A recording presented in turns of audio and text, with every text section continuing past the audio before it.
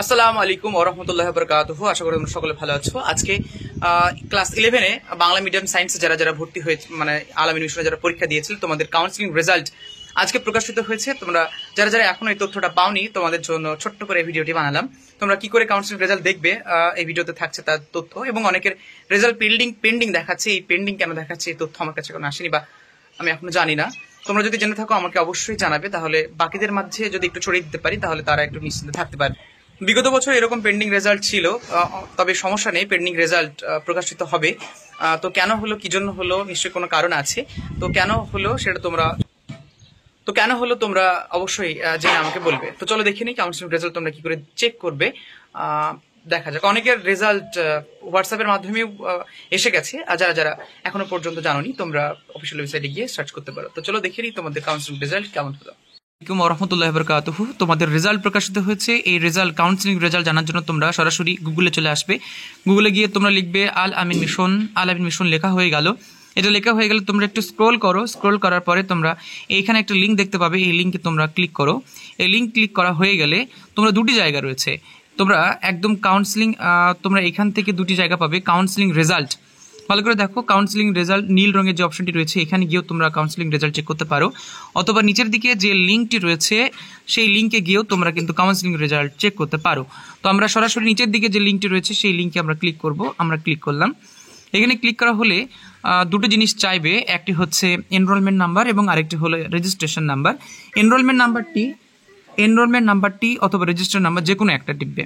এখানে যদি দুটি তুমি দাও তাহলে সেক্ষেত্রে কিন্তু হবে না, এখানে অর লেখা আছে, ভালো করে দেখবে। তাই আমরা সরাসরি এখানে এনরোলমেন্ট নাম্বার ইনপুট করব। আমরা ইচ্ছা মতো একটি এনরোলমেন্ট নাম্বার আমরা ইনপুট করলাম।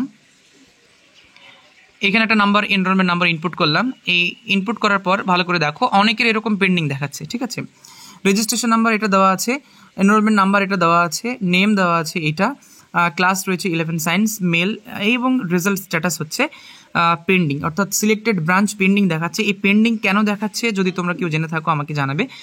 এই পেন্ডিংটি সম্ভবত কোনো কারণে হতে পারে।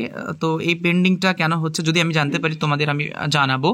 তোমরা যদি জানতে পারো অবশ্যই আমাকে কমেন্ট সেকশনে জানাবে। আর এইখানে যে নাম্বারটি দেওয়া রয়েছে এই নাম্বারে তোমরা কল করবে। কল করলে ডিটেলস তথ্য পেয়ে যাবে ইনশাআল্লাহ। এবং তারপর এই পেন্ডিংটি ছেড়ে গেলে, আগের বছরও পেন্ডিং ছিল, তো এই পেন্ডিংটি ছেড়ে গেলে তোমরা ডেট অফ অ্যাডমিশন এবং মান্থলি ফিজ এবং অ্যাডমিশন ফিজ এই দুটোই তোমরা দেখতে পাবে। তো আমরা এমন একটা রেজিস্ট্রেশন নাম্বার, এনরোলমেন্ট নাম্বার আমরা ইনপুট করব যেখানে ব্রাঞ্চ সে পেয়ে গেছে। এখানে আমরা একটি রেজিস্ট্রেশন নাম্বার আমরা ইনপুট করলাম। এইখানে রেজিস্ট্রেশন নাম্বার আমরা আরেকটা রেজিস্ট্রেশন নাম্বার আমরা ইনপুট করব। এখানে আমরা রেজিস্ট্রেশন নাম্বার আরেকটা ইনপুট করলাম। এখানে দেখতে পাচ্ছি যে রেজিস্ট্রেশন নাম্বার 0 দেখাচ্ছে, কারণ এটা সে করেনি। এনরোলমেন্ট নাম্বার হচ্ছে 80, আর নেম হচ্ছে এমডি শাহাবুল ইসলাম, 11 সায়েন্স মেল। একে কিন্তু গোলাবাড়ি ব্রাঞ্চটা দিয়েছে, গোলাবাড়ি ব্রাঞ্চ এখানে লেখা আছে, গোলাবাড়ি। ঠিক আছে, এখানেও গোলাবাড়ি ব্রাঞ্চটা পেয়েছে। এবং এইখানে যে নাম্বারটি রয়েছে এই নাম্বারে কোনো রকম তথ্য যদি জানার থাকে তাহলে কল করা যেতে পারে। কন্ট্যাক্ট নাম্বার দিয়েছে for admission and fees deposit অ্যাডমিশনের জন্য এটা দিয়েছে। এবং এখানে ডেট অফ অ্যাডমিশন দিয়েছে 29/7, অর্থাৎ 29 থেকে 7 তারিখের ভিতরে তাকে অ্যাডমিশন দিতে হবে। এবং অ্যাডমিশনের জন্য এই যে রয়েছে ডিপোজিট করার জন্য, যে পয়সা ডিপোজিট করার জন্য এখানে দেওয়া রয়েছে। মাসিক ফিজ করা হয়েছে 11,440 টাকা, 840 টাকা, এবং ইয়ারলি ফিজ করা হয়েছে 56,340 টাকা। তো এই ছিল আজকের ভিডিও। কাউন্সিলিং রেজাল্ট প্রকাশিত হয়েছে, তোমরা দেখে নাও ঝটপট এইভাবে। যদি কোনো অসুবিধা হয় তোমরা আমাকে কমেন্ট সেকশনে জানাবে। এবং পেন্ডিং কেন হলো যদি জানতে পারো আমাকে জানাবে, যদি আমি জানতে পারি তোমাদের আমি পরবর্তী ভিডিওতে জানাবো।